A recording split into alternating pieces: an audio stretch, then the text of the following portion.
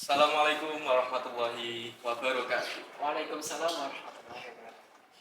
Jadi kali ini kita punya narasumber yang sangat-sangat ganteng sekali. Dan pastinya kalian terutama anak-anak TBI ya sudah banyak yang kenal, yang tahu tentang kakak ganteng di depan kita ini. Waduh, bisa aja Mas Mia. Namanya adalah Muhammad Teguh Ramadhani, semester 6, asal dari Jepang. Oke, terima kasih Mas Mio. Nama saya Muhammad Ibn Ahmad Dani, sering disapa Dani atau terkadang juga dipanggil Mas Kevin gitu. Kadang juga dipanggil Lord. Iya, gimana nih kabar hari ini? Oh, alhamdulillah. I'm not very fine actually Mas. Tadi kesini dari kampus atau dari rumah? Dari rumah. Dari rumah. Naik mobil atau motor gitu? Alhamdulillah mobilnya belum kebeli. Belum kebeli, Masih ya? pakai motor. Ada kendala nggak tadi di jalan? Mungkin cuma panas doang sih Mas tadi, sama bebarengan sama anak SMK SMA tadi sih. Jadinya agak macet gitu. Oke.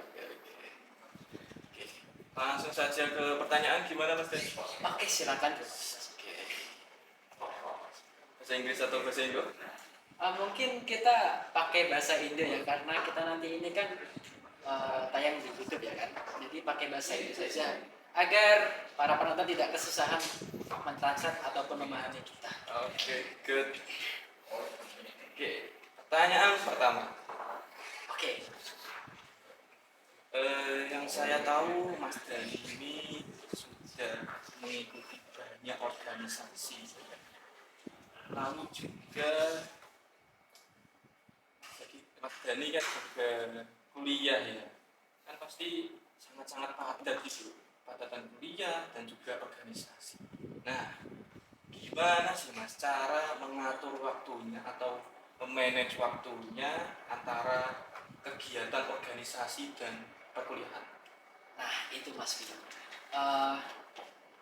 Permasalahan yang Mas Mio sebutkan tadi sebenarnya sering dialami oleh mahasiswa-mahasiswa yang ikut organisasi di kampus.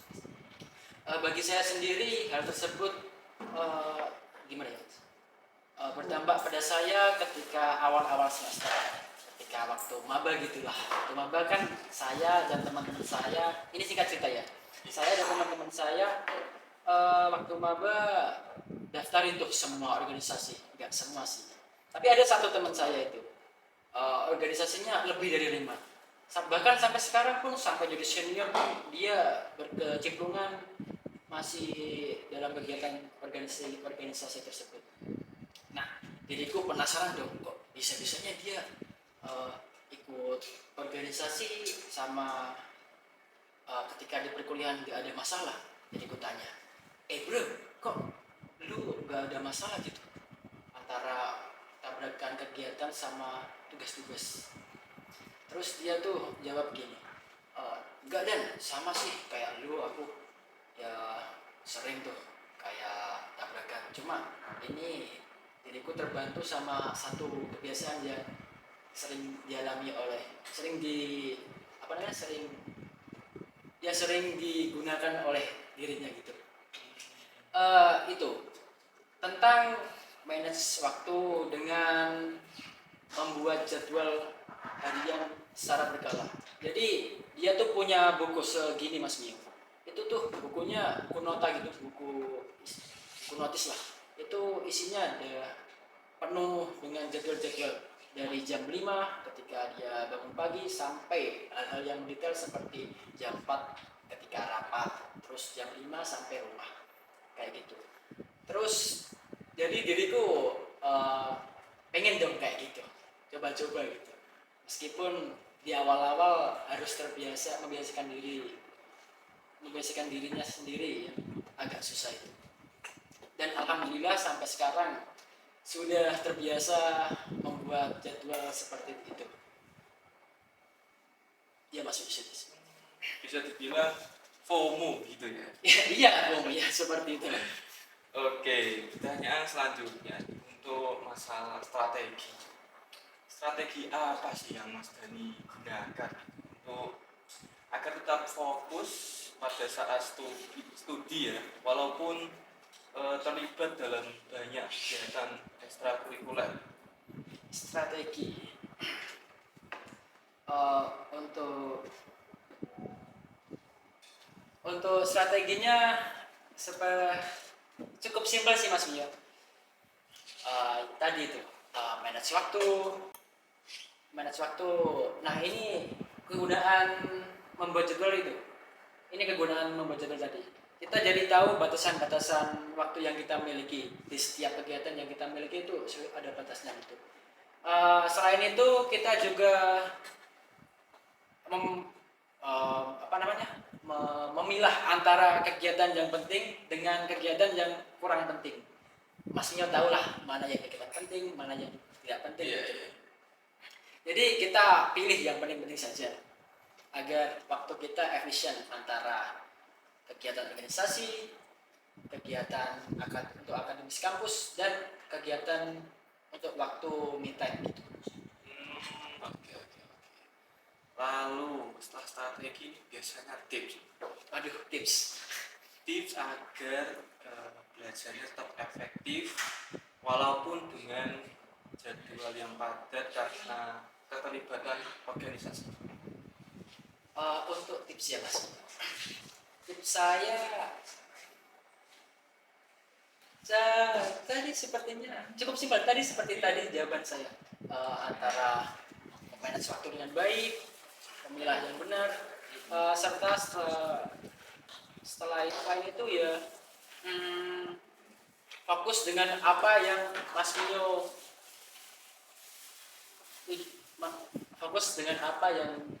Mas Mio tujui gitu. Mas Mio kan tujuannya berkuliah di IAIN ini, di kampus ini kan harus lulus dengan tepat waktu dan memiliki prestasi yang baik. Jadi ingat dengan tujuan Mas Mio gitu. Lalu pernah stres nggak sih Mas? Kan mengingatkan kuliah yang padat, organisasi juga padat. Pernah mengalami stres nggak? Kalau stres ya, setiap orang pasti mengalami stres ya Mas. Apalagi saya juga mahasiswa NPC biasa gitu. Nah, untuk mengatasinya gimana? Untuk mengatasinya,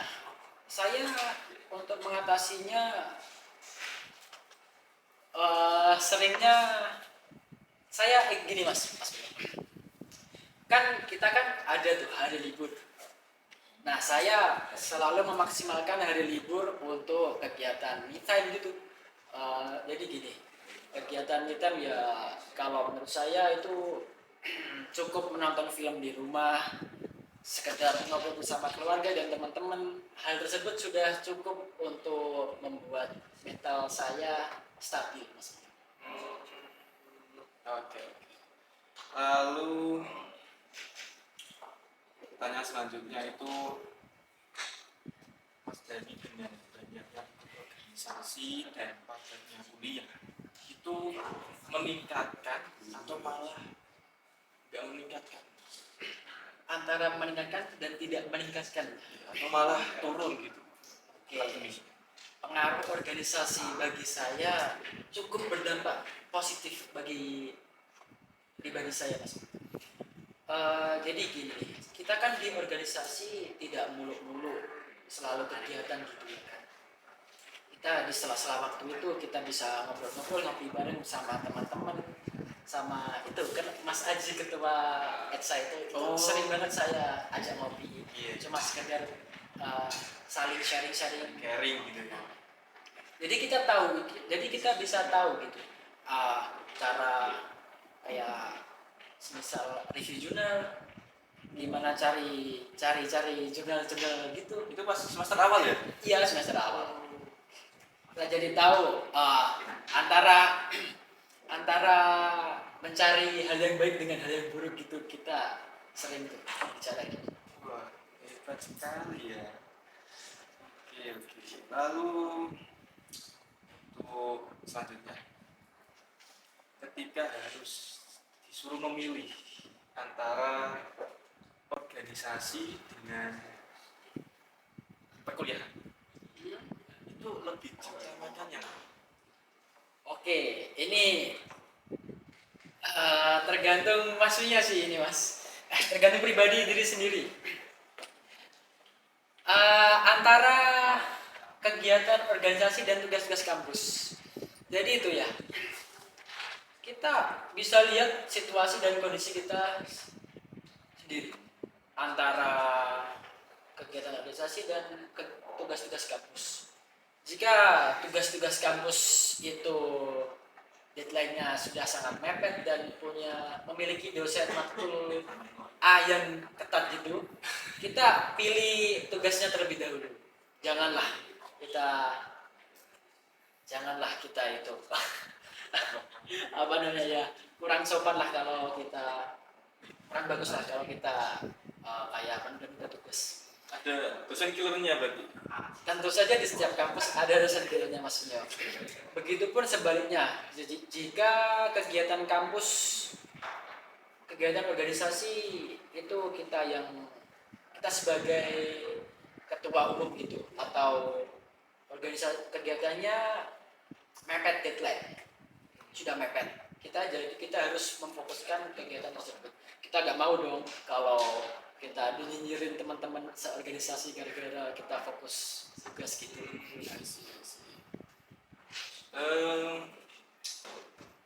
Kalau ini apa namanya, untuk memilah teman, penting nggak sih mas memilah teman gitu? Oh, bagi saya ya, siapapun saya temani Mas Nyo. Kayak gitu lah. Ada yang toksik, teman yang toksik gitu. Antara teman yang toksik dengan teman yang solihah. Kita posisikan diri kita sebagai, ketika kita ikut yang teman toksik, kita ya jangan ikut toksik, cuma sewajarnya saja gitu. Dengar nih, dulu ini Mas Dani introvert. Oke, iya benar Mas. Kok bisa sih sekarang kok extrovert gitu? Sebenarnya ya Mas, saya itu masih introvert loh. Masih introvert? Iya. Saya di sini, ini pertama kali saya ikut podcast, dan saya sebenarnya agak gugup ini. Saya kalau gugup itu nada bicaranya sering belepotan dan nadanya kecepatan gitu. Saya masih introvert Mas. Sering salah kata gitu ya kalau tampil di depan. Iya, tapi alhamdulillah dengan tadi Mas Minyo bilang saya ini extrovert, berarti saya sudah menjadi lebih baik menjadi pribadi yang extrovert menurut Mas Minyo. Jika sudah dianggap menjadi orang yang extrovert, itu malah menurut Mas Dani itu yang Mas Dani alami itu positif atau negatif? Bagi saya tuh hal yang positif. Karena dengan kita dianggap sebagai extrovert, kita bisa tuh banyak, orang-orang bisa tahu kita kalau banyak teman. Jadi kalau kita diajak berteman gitu enak gitu Mas. Dibandingkan ketika introvert. Lalu nih bisa diceritain gimana sih pas awal-awal masuk kuliah? Awal-awal masuk kuliah ya. Iya. Pengen tahu ini. Saya kan dulu kan transisi dari pandemi COVID, alumni COVID gitu. Alumni COVID. Ya, alumni COVID. Dan ketika saya berkuliah di kampus waktu semester 1 itu awal-awal kelas kami juga mengadakan kelas online dan offline, daring gitu, blended gitu ya.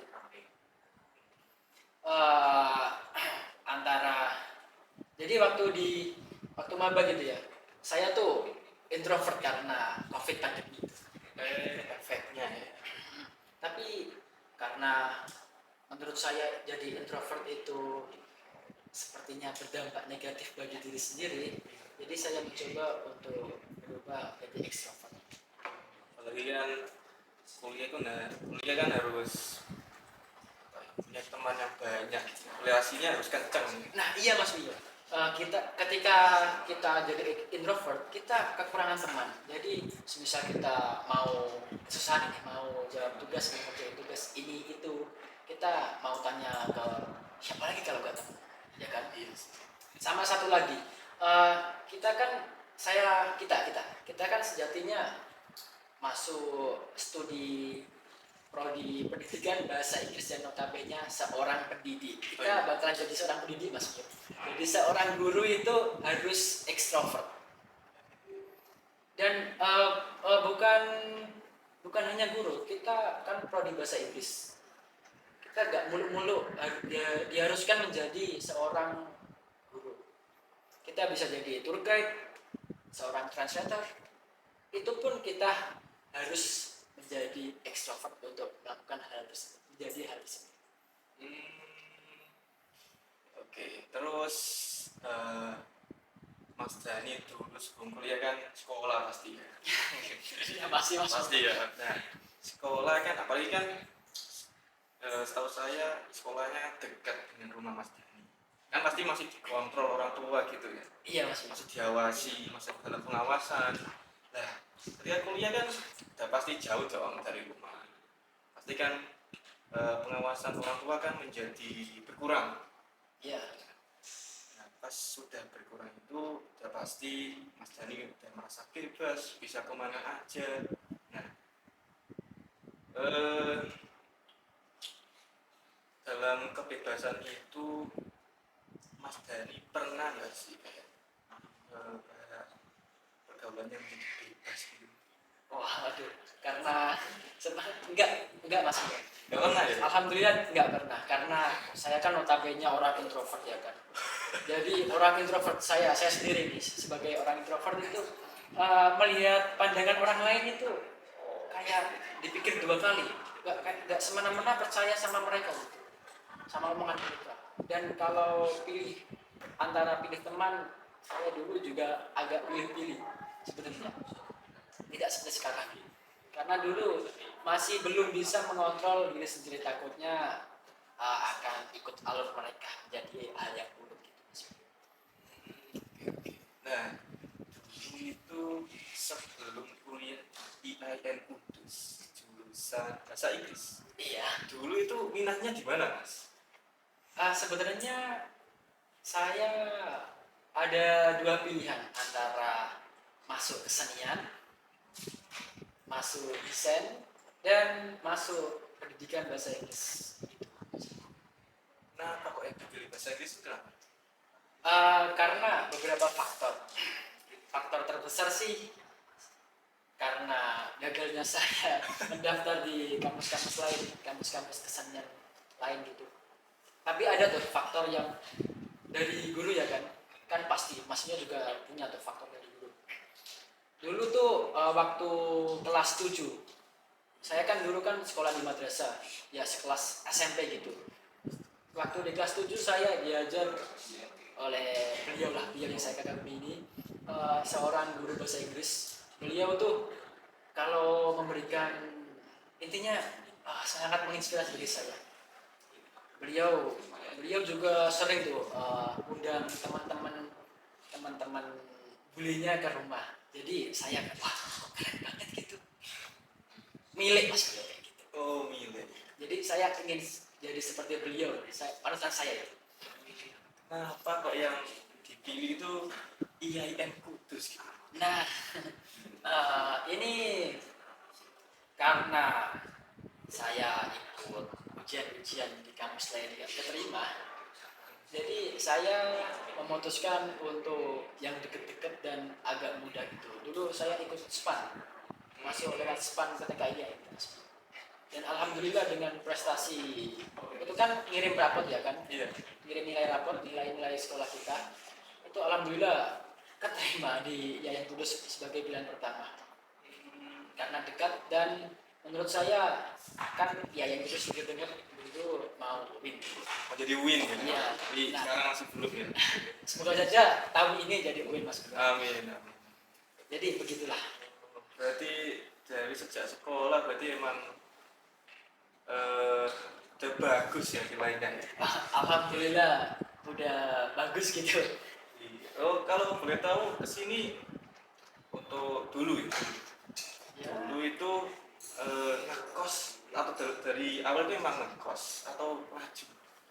Saya semester pertama karena masih blended, jadi jadwal masih 1 hari 2 hari gitu ya kan. Jadi saya putuskan untuk rajin. Tapi setelah semester 2 itu pemerintah dari Yayan Kudus itu sudah menerapkan full offline, nggak ada daring-daring gitu. Jadi saya memutuskan ngekos di sekitar wilayah kampus. Dapat per bulan berapa? Untuk per bulan itu hitungan ya per bulan dapat 1.500.000. Bukan per bulan, per semester 6 bulan ya. Oh, Per bulannya hitungannya 250 itu. oh, murah ya. Masih Normal. wajar, masih normal. Terus kalau boleh tahu nih Mas, motornya tipe apa sih? Aduh, motor saya tipe apa? Karena saya masih menabung untuk membeli mobil, Oh, jadi motor saya masih tipikal motor-motor mahasiswa biasa gitu, motor-motor NPC. Coba tengok Mas, antara NMAX, Scoopy sama Vario, mana motor saya? kopi. Ya, iya bener Mas.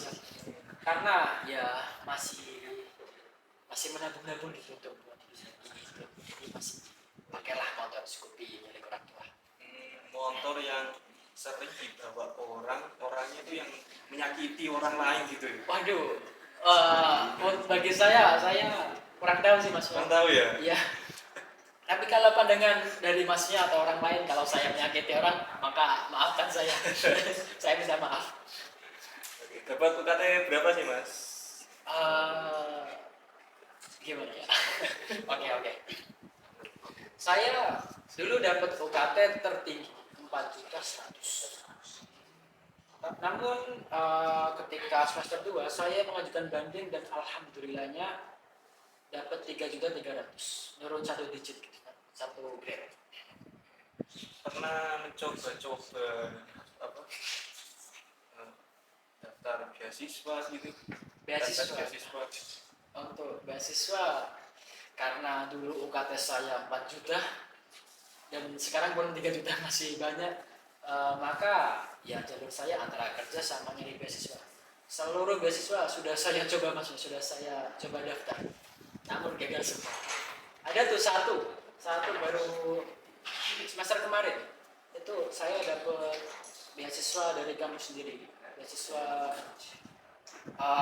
buat artikel ilmiah Mas. Buat artikel ya. Iya. Masya Allah.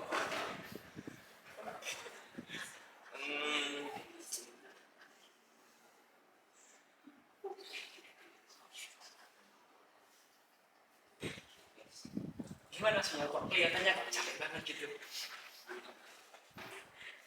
Tadi kenapa? Tadi ada itu kah? Ada masalah nyiapin podcast ini kan? Kok bisa sampai kelihatan sampai sepegel itu, capek itu? Iya. Saya tak siapin lama-lama. Jadi Waduh. capek sekali. Dani punya nasihat ya. Punya nasihat yang diberikan kepada mereka yang ingin aktif